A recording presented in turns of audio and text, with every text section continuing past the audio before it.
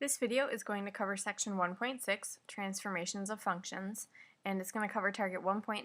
You can transform any function given the equation or graph, and you can write the equation given the graph. The first transformation we're going to talk about is a vertical shift. If you ever see an equation that is like f of x plus k, that means to shift the graph up k units. If you ever see the equation f of x minus k, that means to shift the graph down k units. A horizontal shift is going to be within the parentheses, so you're going to see f of x plus h. This is originally f of x minus a negative h, and this shifts the graph left. And I know a lot of people usually get confused because you'd think x plus h means to move the graph to the right, but because we are subtracting a negative, x plus h is actually shifting the graph to the left. Another horizontal shift that we have is f of x minus h, and this shifts the graph right h units. A vertical reflection flips the graph over the x-axis, and the equation would look like negative f of x. Then we have a horizontal reflection, and this is when you have the negative inside the parentheses, so you're inputting a negative, and this reflects the graph over the y-axis. So a vertical reflection is over the x, a horizontal reflection is over the y, and then notice where the negative is in terms of the equation. So is it out in front, or is it inside the parentheses with the x? Next we have a vertical stretch or a vertical compression, and this is when you have a multiple out in front of the equation, and this is where you multiply all the y values by a. And so you'll notice we have a wider parabola here, and this is when our stretch factor is between the values of 0 and 1, and so this is a vertical compression. And then if our stretch factor is greater than 1, we have a vertical stretch. Next we have a horizontal stretch or a horizontal compression, and this is when we have a value inside being multiplied with the x. Now it's a little confusing. I know it says it looks like it's c times x, but you need to divide all the x values by the c. This is usually when we factor the c out, and so that's why it's a division, and it looks like a multiplication, but it's not, it's division. And let me show you here. This is a sinusoidal graph. We will see this later on. And you'll notice that I took the normal graph and I have a skinnier one, and now I have a wider one. So here's my regular graph. And then here comes a skinnier one and a wider one.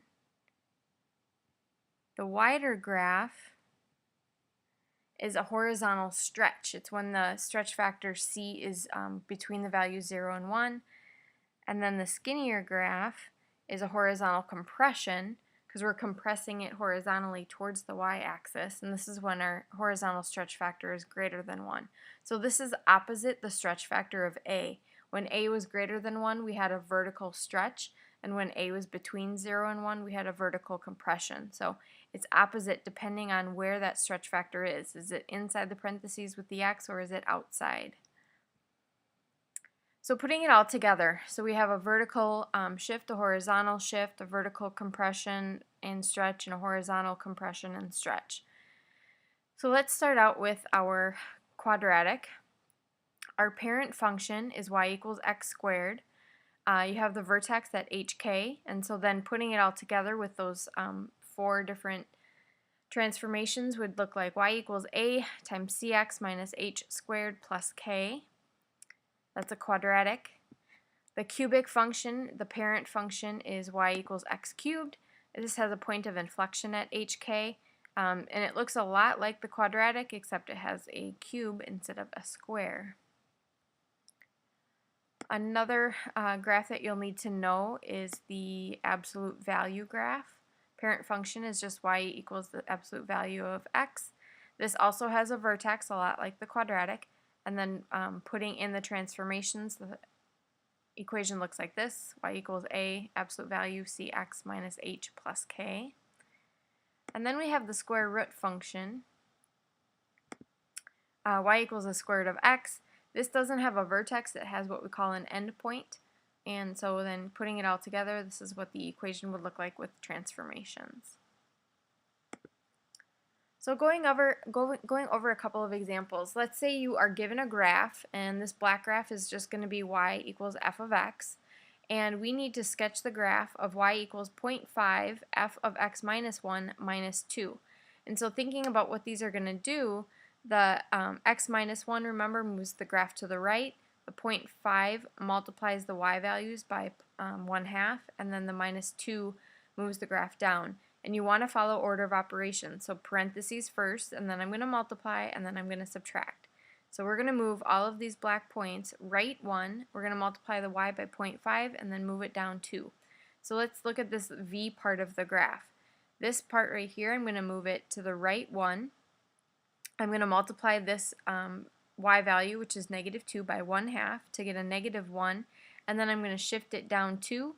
And so I end up at that red dot. So this little vertex part of the V, over to the right 1, multiply it by 1/2, and then move it down 2, and that's where it ends up.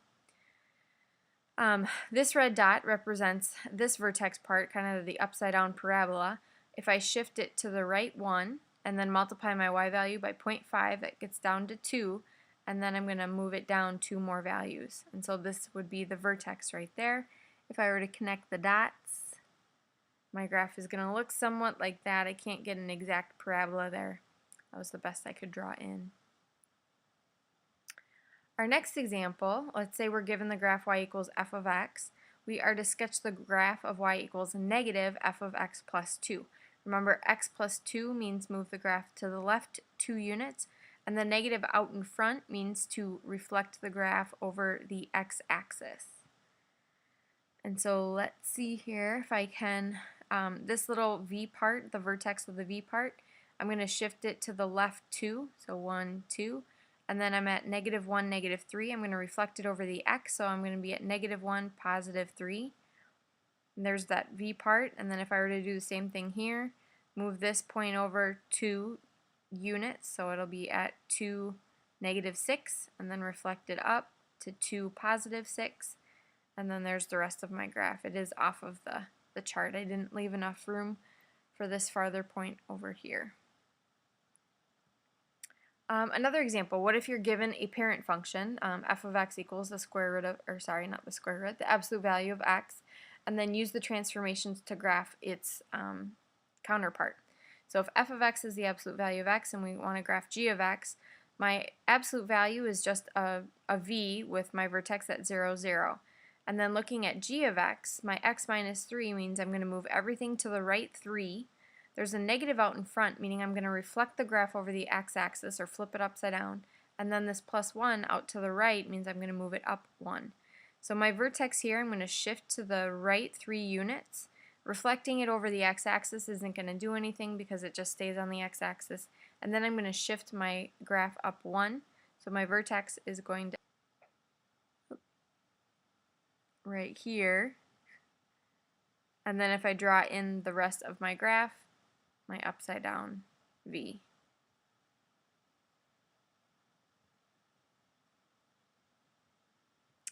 The next example, I want to graph the parent function, the square root of x, and then use the transformations to graph g of x, which is the square root of a negative x minus 4. Graphing the square root of x is half of a sleeping parabola. I'm going to have my endpoint at 0, 0. If I plugged in values to get my other points, I'm going to have a point at 4, 2, and I'm going to have a point at 9, 3. So here's my square root of x. Now graphing the transformations, the negative is inside the parentheses or inside the square root with the x, meaning I'm going to reflect it over the y-axis. And then the -4 means move it down 4 units. So if I start with 0, 0, if I reflect it, it's not going to go anywhere because it's on the axis. And then if I move it down 4, I'm going to have my endpoint at 0, -4. Then if I were to take the point 4, 2, I'm going to reflect this point over the y-axis, so -4, +2, and then move it down 4 units. And now I'm at -4, -2. And then my other point was 9, 3. If I reflect this over the y-axis, I'm going to be at -9, +3, and then move it down 4 units to be at -9, +1. Putting it all together would look something like that. It should be a nice curve, kind of a sleeping parabola. It's hard to do on the computer. And then what if you are given the graph and you have to write the equation of that given graph? So there are a few steps you need to follow. The first step is to locate the vertex, the inflection point, or the end point of the graph, because this is your HK, and if you noticed in all the equations that we had, there was an H and a K. So locate your vertex, inflection point, and end point of the graph. Your second step would be to plug that point, HK, into the equation y equals a times x minus h plus k. Now then, the rest of this is going to depend. Is it a square root? Is it an absolute value? Should there be a square? Should there be a cube? All depends on the shape of the graph. The third step would be to locate another point on the graph. You need this in order to help us solve for our stretch factors. And now you'll notice I took the C out. This can be a difficult process when you have a horizontal stretch, so I just have the A value in there. And number 4 would be to plug that point into the equation for x and y. So whatever you locate in number 3, plug it in for x and y. And then the last part would be to solve for A, that vertical stretch factor. And then write the equation by plugging in your A, H, and K. So let's do one example. So I have kind of an S-shaped curve here, and I know that this is a cubic. And so my point of inflection is at 2, 1. This is my HK.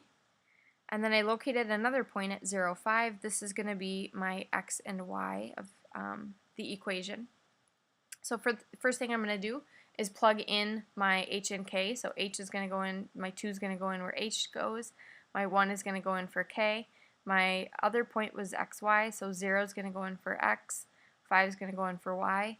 And then we need to solve for our stretch factor. So putting it all together, 0 minus 2 is a negative 2. I subtracted 1 from both sides to get my 5 minus 1 is 4. Negative 2 cubed is a negative 8. And now to get a by itself, divide both sides by negative a. So my stretch factor is a negative 1/2.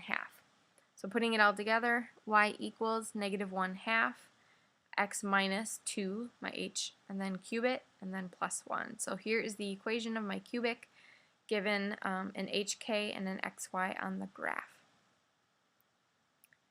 And this video was covering Section 1.6, Target 1.9. It should mostly be review from Algebra 2. If you have any questions, ask me in class.